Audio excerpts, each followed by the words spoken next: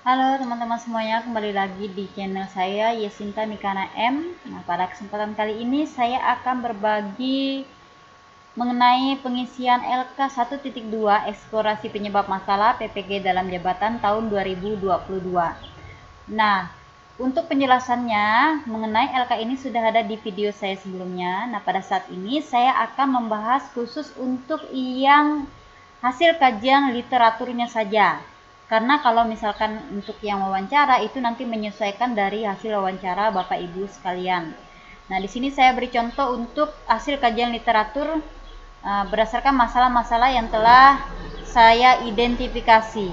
Misalkan pertama di sini adalah peserta didik masih memiliki minat belajar yang rendah. Jadi hasil kajian literaturnya di sini bisa dilihat yang pertama dari jurnalnya Tomojudin ya.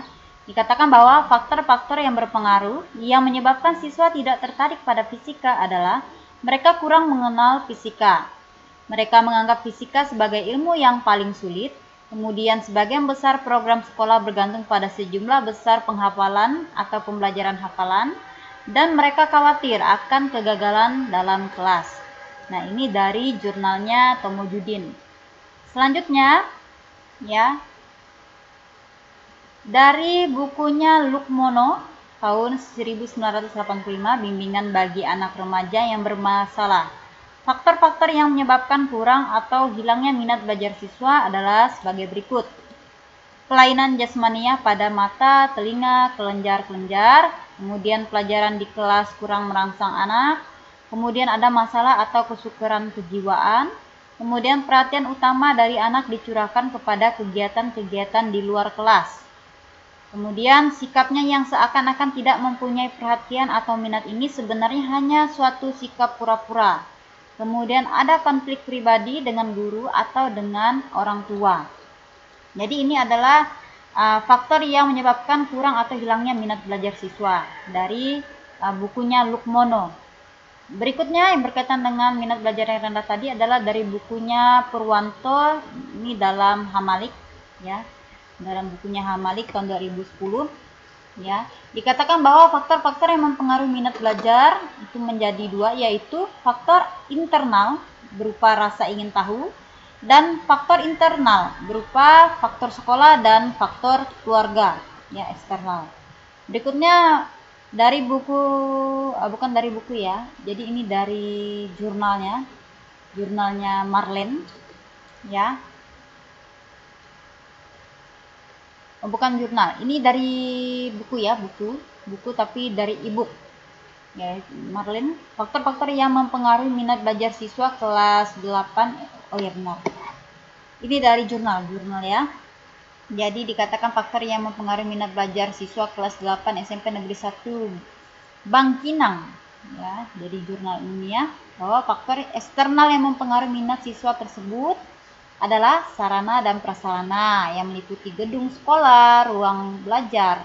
Sedangkan sarana pembelajaran meliputi buku pelajaran, kemudian alat dan fasilitas di sekolah, laboratorium, lapangan olahraga, dan lain-lain. Kemudian faktor eksternal lainnya yaitu guru mata pelajaran yang melakukan pembelajaran dengan metode yang sangat baik. Ya, dukungan dan motivasi selain dari sekolah, guru yaitu orang tua. Orang tua sebagai pembimbing di luar sekolah atau di lingkungan sosial juga memberikan peran penting. Jadi ini beberapa faktor yang mempengaruhi minat belajar siswa, ya. Khususnya di sini dikatakan yang faktor eksternalnya dari penelitian Marlen tadi. Selanjutnya dari bukunya Slameto, ya, belajar dan faktor-faktor yang mempengaruhi, mengatakan bahwa minat belajar dapat diukur melalui 4 indikator, yaitu ketertarikan untuk belajar, perhatian dalam belajar, motivasi belajar, dan pengetahuan. Selanjutnya dari bukunya Jamara, strategi belajar mengajar, yaitu indikator minat belajar yaitu rasa suka atau senang, pernyataan lebih menyukai, adanya rasa ketertarikan, kesadaran untuk belajar tanpa disuruh, berpartisipasi dalam aktivitas belajar, serta memberikan perhatian. Seperti itu. Jadi itu indikator minat belajar. Dan yang terakhir berkaitan dengan minat belajar dari bukunya Susanto, dikatakan bahwa beberapa faktor yang mempengaruhi minat belajar siswa adalah motivasi dan cita-cita, keluarga, peranan guru, sarana dan prasarana, teman pergaulan, serta media massa. Nah, ini beberapa hasil eksplorasi untuk masalah minat belajar. Selanjutnya, hasil eksplorasi penyebab masalah berkaitan dengan kemampuan dasar matematis peserta didik, yaitu dari penelitiannya Herizal, ya. Dikatakan bahwa kemampuan pembuktian matematis siswa SMA dipengaruhi oleh faktor pengalaman, faktor kemampuan, faktor waktu, faktor sikap, dan motivasi serta faktor guru. Faktor lain yang berpengaruh terhadap kemampuan pembuktian matematis siswa adalah faktor pengalaman. Sedangkan faktor guru tidak terlalu berpengaruh. Jadi faktor pengalaman tuh lebih berpengaruh dibandingkan faktor guru untuk minat belajar. Maksud saya untuk kemampuan dasar matematis. Kemudian faktor pengalaman menjadi faktor yang paling berpengaruh. Nah, ini katanya pengalamannya. Artinya jika siswa tersebut sering mengerjakan soal-soal, ya, sering mengerjakan soal-soal pembuktian suatu pernyataan matematis, maka siswa tersebut kemungkinan besar akan sukses dalam suatu tes kemampuan pembuktian matematis.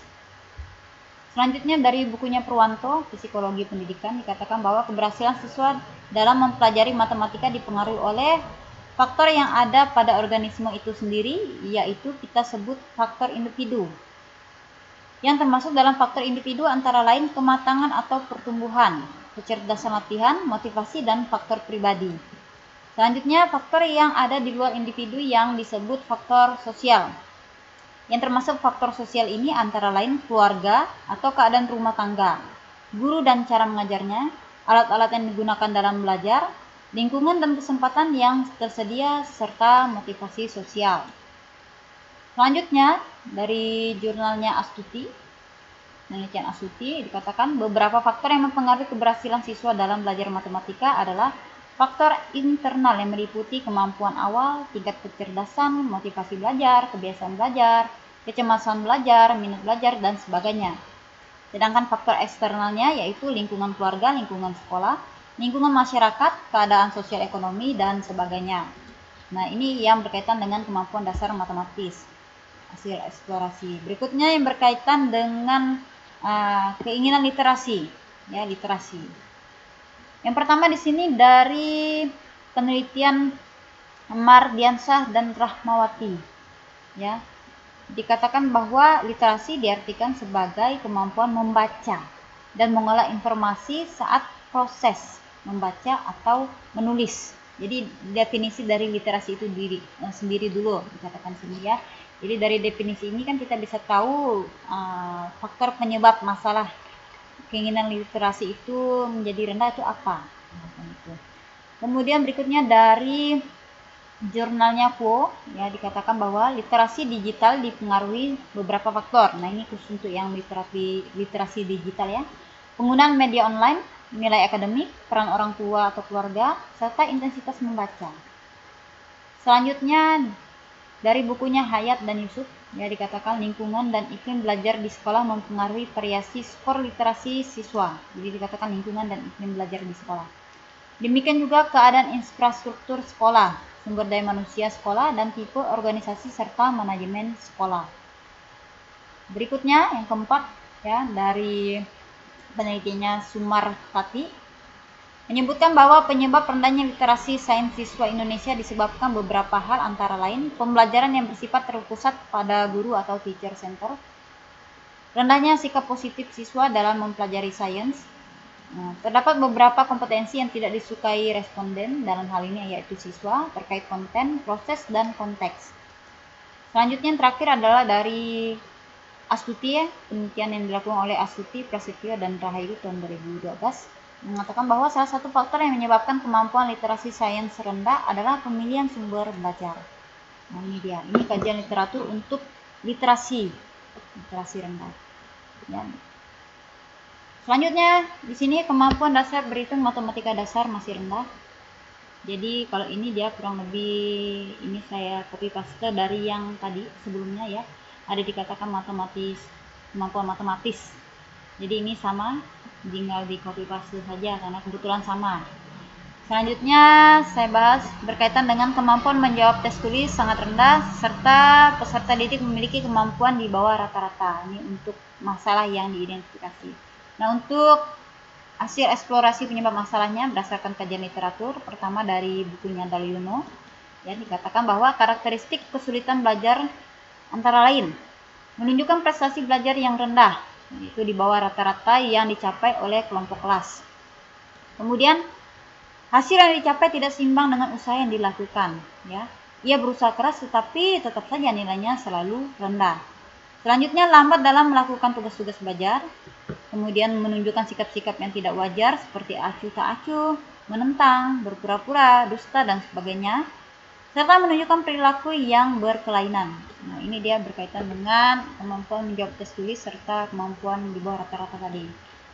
Selanjutnya yang kedua yaitu dari bukunya Daliono, ya, faktor-faktor yang menyebabkan kesulitan belajar antara lain faktor internal dan juga eksternal. Faktor internal yaitu faktor fisiologis, yaitu bisa jadi karena sakit, karena kurang sehat, maupun karena cacat tubuh. Kemudian faktor psikologis berkaitan dengan intelijensi, bakat, minat, motivasi, dan kesehatan mental. Nah, ini untuk yang internnya. Sedangkan untuk yang ekstern meliputi faktor keluarga berkaitan dengan cara mendidik anak, hubungan orang tua dan anak, suasana rumah atau keluarga, keadaan ekonomi keluarga. Kemudian faktor sekolah berkaitan dengan guru, alat, kondisi gedung, kurikulum, waktu sekolah, dan disiplin waktu kurang. Kemudian yang berikutnya faktor eksternal berkaitan dengan faktor media massa dan lingkungan sosial. Nah, selanjutnya berkaitan dengan penelitian, maksud saya dari bukunya Muhyiddin Syah tahun 2010, ya, dikatakan faktor-faktor penyebab kesulitan belajar antara lain faktor internal dan eksternal. Faktor internal di sini berkaitan dengan ranah cipta kognitif seperti rendahnya kapasitas intelektual atau intelijensi anak didik. Kemudian ranah rasa afektif antara lain seperti labilnya emosi dan sikap. Kemudian ranah karsa psikomotor antara lain seperti terganggunya alat-alat indera penglihatan dan pendengaran, yaitu berkaitan dengan mata dan telinga. Kemudian faktor ekstern antara lain lingkungan keluarga, contohnya ketidakharmonisan hubungan antara ayah dan ibu, rendahnya kehidupan ekonomi keluarga. Kemudian lingkungan masyarakat, contohnya wilayahnya perkampungan kumuh dan teman sepermainannya yang nakal. Selanjutnya lingkungan sekolah, itu contohnya kondisi dan letak gedung sekolah yang buruk. Nah, ini yang berkaitan dengan hasil belajar yang rendah tadi, ya, serta tes tulis yang masih rendah. Selanjutnya berkaitan dengan hubungan komunikasi antara guru dan orang tua peserta didik. Nah, untuk kajian literaturnya yang pertama di sini dari bukunya Muslim, dikatakan bahwa pendidikan dimulai dari pendidikan keluarga yang merupakan bagian dari sistem pendidikan secara menyeluruh seperti penjelasan Ki Hajar Dewantoro, ya, dari pusat pendidikan. Itu meliputi keluarga, sekolah, dan masyarakat. Jadi ini mau menekankan bahwa hubungan komunikasi itu harus terjalin ya dari pusat pendidikan, ya, yaitu keluarga, sekolah, dan masyarakat. Itu berperan serta tiga aspek tersebut. Kemudian berikutnya dari bukunya Ali Muslim, maksud saya ya dari penelitian Ali Muslim, ya, katakan orang tua adalah orang yang memiliki waktu lebih banyak bersama anak. Jadi bisa dikatakan faktor penyebab kenapa perlu komunikasi antara guru dengan peserta didik, antara guru dengan orang tua, ya salah satunya tadi karena orang tua itu memiliki banyak waktu bersama anak. Jadi guru itu harus punya hubungan yang baik dengan orang tua, ya, terutama dalam penyampaian perkembangan dari anaknya atau peserta didik tersebut. Selanjutnya adalah faktor penyebab hubungan komunikasi orang tua dan guru serta guru dan siswa itu menjadi kurang. Diantaranya berikutnya adalah dari jurnal Putri Ziana Walidah tahun 2021 dikatakan dia menemukan bahwa orang tua melakukan berbagai hal untuk mendidik anak seperti memberi contoh, nasihat, reward, dan punishment. Tetapi sebagai orang tua juga memiliki hambatan, yaitu kesibukan orang tua. Di sini kata kuncinya, ya. Kesibukan orang tua, terutama keduanya adalah kalau dia bekerja. Selain itu, diperoleh juga bahwa pola interrelasi antara guru, orang tua, dan anak dalam membentuk karakter siswa dipengaruhi oleh dua faktor, yaitu integritas guru dan respon orang tua. Ya, integritas guru dan respon orang tua. Jadi dikatakan di sini adalah kesibukan orang tua. Mungkin ini yang bisa menjadi penyebab hubungan komunikasi itu masih belum maksimal, ya, masih kurang. Kemudian dari jurnal Clay dan Graham, ya, Susan Clay dan Graham, menjelaskan bahwa komunikasi dua arah jika terjadi dialog interaktif antara guru dan orang tua. Misalnya percakapan lewat telepon, home visit, pertemuan orang tua dan guru, serta aktivitas sekolah yang mengharuskan kehadiran orang tua lainnya. Dialog yang efektif antara guru dan orang tua akan menumbuhkan kepercayaan, mutualitas, dan penghargaan di antara keduanya.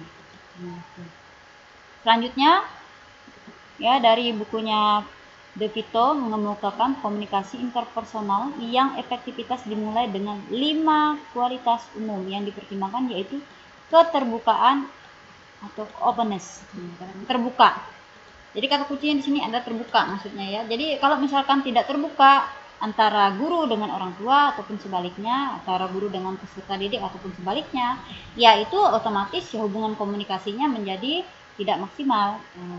Dikatakan seperti itu. Jadi ini ya salah satu faktor penyebabnya ya mungkin keterbukaan ini tadi. Kalau tidak terbuka jadinya komunikasinya tidak maksimal seperti itu, ya.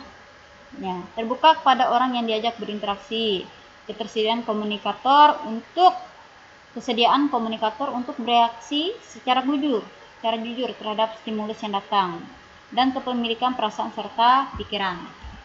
Selanjutnya dari penelitiannya Clarke, ya, dan Minke, dalam Minke katakan bahwa hubungan yang sehat antara orang tua dan guru ditandai dengan adanya keyakinan bersama tentang pentingnya hubungan tersebut, saling berkomitmen untuk membangun dan menjaga hubungan yang positif dengan pihak sekolah, konsisten serta berkelanjutan dalam menerapkan sistem yang mengajarkan siswa untuk berperilaku yang baik. Jadi di sini dikatakan adalah ada kata kunci yang di sini adalah keyakinan tentang pentingnya hubungan tersebut. Kalau misalkan jadi ya kita bisa katakan bahwa penyebab masalah tadi komunikasi yang tidak lancar itu tadi ya mungkin dia merasa bahwa itu tidak penting, ya. Jadi tidak yakin, tidak penting lah intinya, mengatakan bahwa hubungan itu nggak penting. Nah, jadi ya komunikasi itu menjadi tidak lancar. Nah, itu penyebabnya, ya, tidak merasa tidak penting lah untuk berkomunikasi. Selanjutnya berkaitan dengan guru belum mengoptimalkan model pembelajaran inovatif sesuai dengan karakteristik materi. Hasil kajian literatur yang pertama di sini dari bukunya Dermadi dikatakan bahwa pembelajaran inovatif dapat diartikan sebagai pembelajaran yang dirancang oleh guru yang sifatnya baru, tidak seperti biasanya dilakukan, dan bertujuan untuk memfasilitasi siswa dalam membangun pengetahuan sendiri dalam rangka proses perubahan perilaku ke arah yang lebih baik sesuai dengan potensi yang dimiliki oleh siswa. Setelah dianalisis lebih lanjut diperoleh, guru tidak memiliki waktu yang cukup untuk merancang pembelajaran yang inovatif. Jadi ini waktu.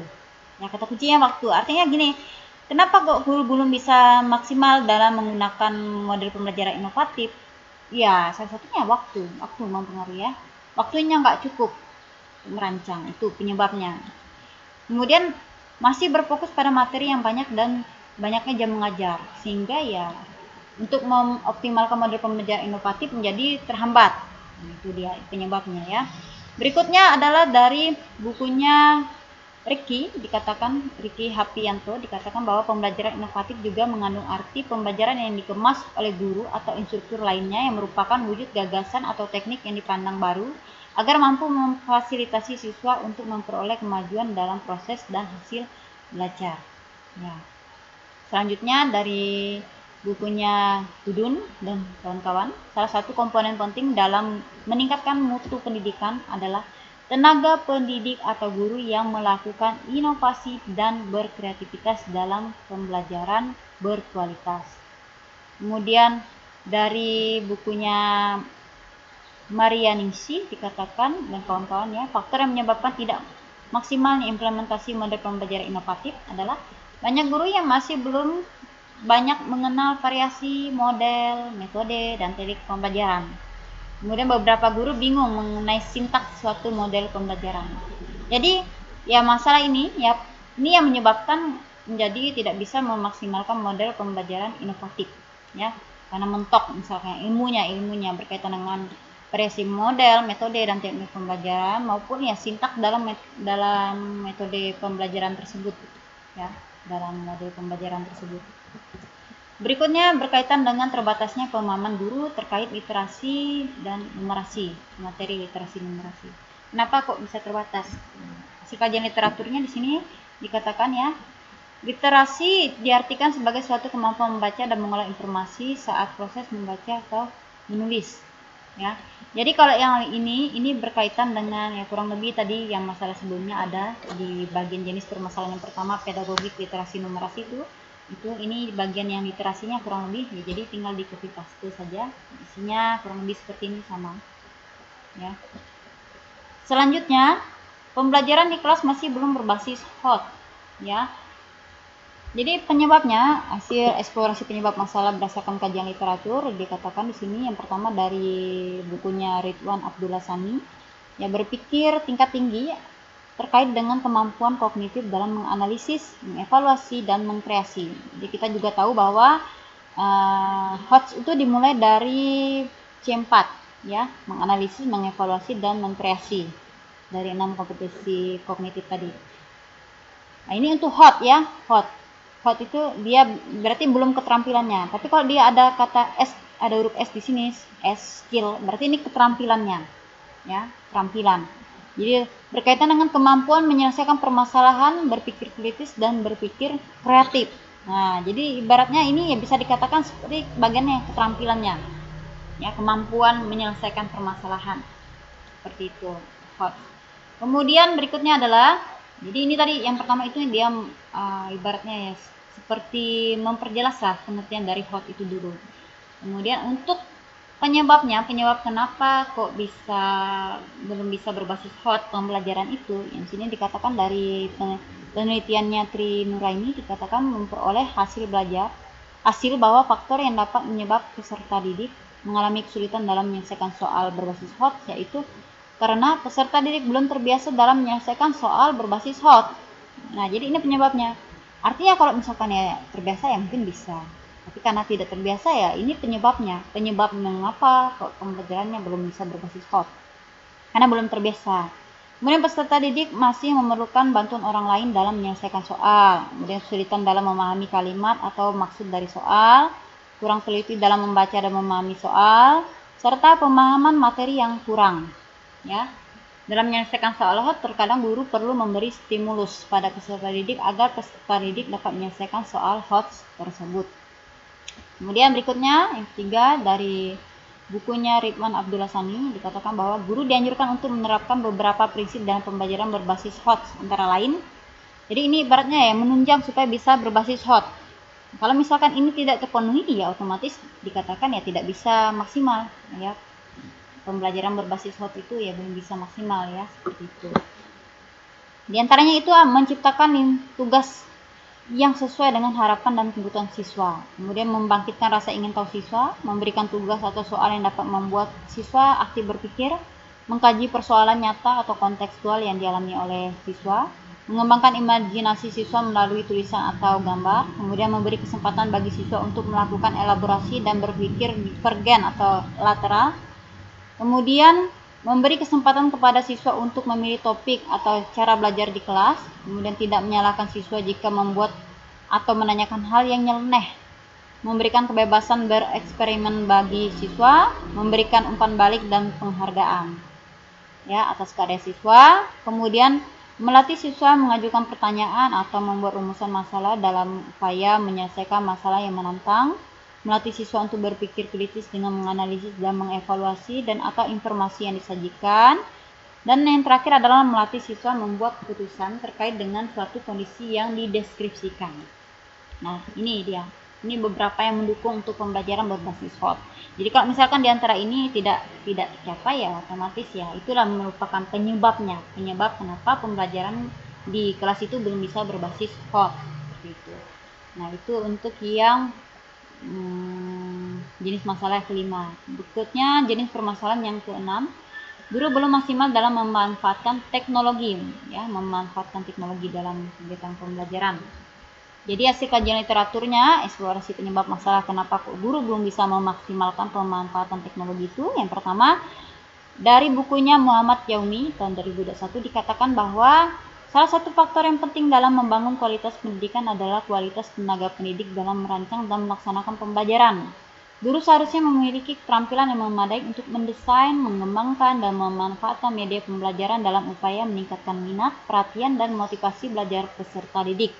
Namun keterampilan guru di Indonesia pada umumnya masih rendah dan cenderung lebih senang menggunakan pendekatan yang berbasis pada guru dengan menerapkan metode ceramah, ya, daripada menggunakan pendekatan pada peserta didik dengan menerapkan aktivitas pembelajaran.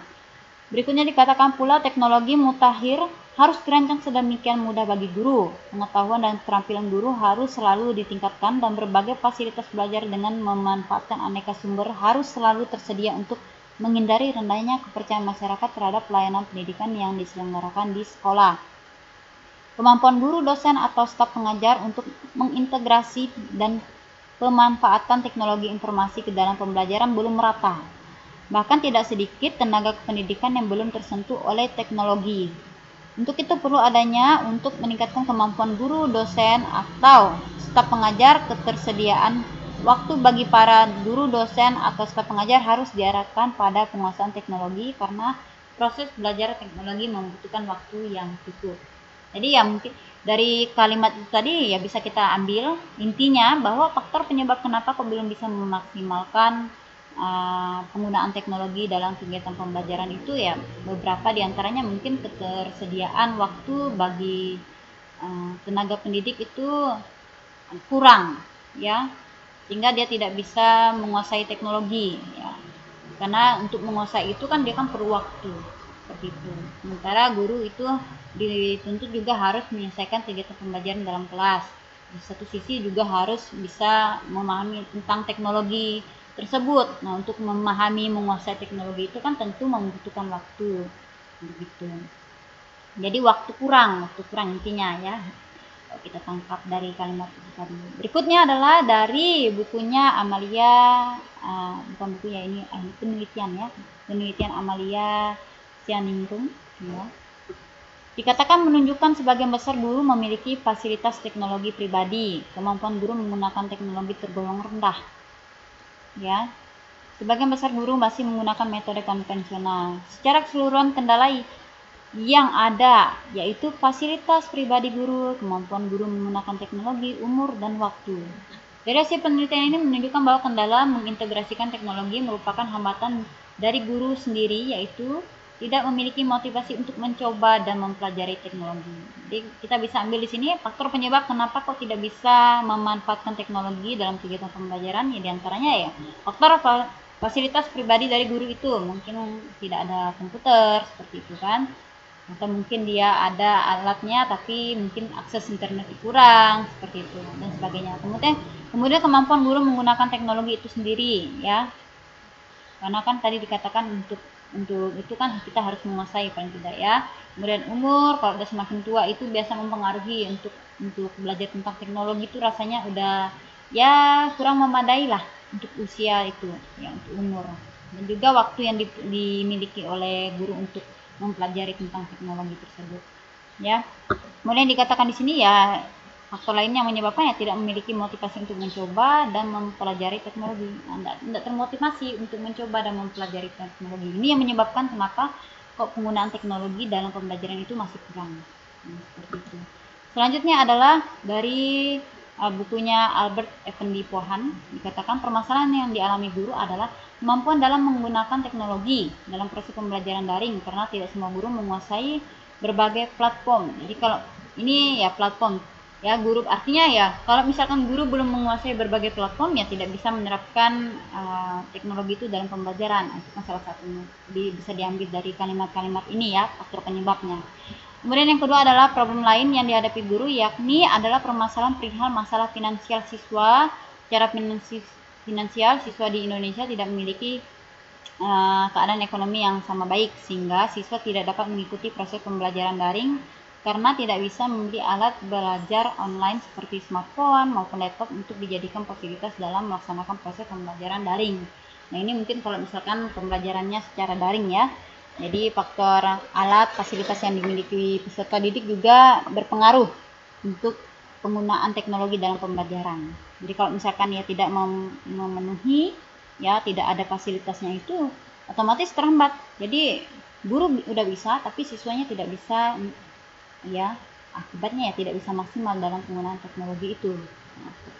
Nah, itu dia beberapa hasil kajian literatur untuk masalah-masalah yang udah diidentifikasi ya berkaitan dengan pengisian LK 1.2 eksplorasi penyebab masalah. Nah, sekian dulu dari saya. Semoga apa yang saya bagikan ini bermanfaat untuk rekan-rekan sekalian, terutama untuk mahasiswa peserta PPG dalam jabatan tahun 2022. Nah, terus dukung channel saya dengan cara subscribe, like, comment, and share. Terima kasih.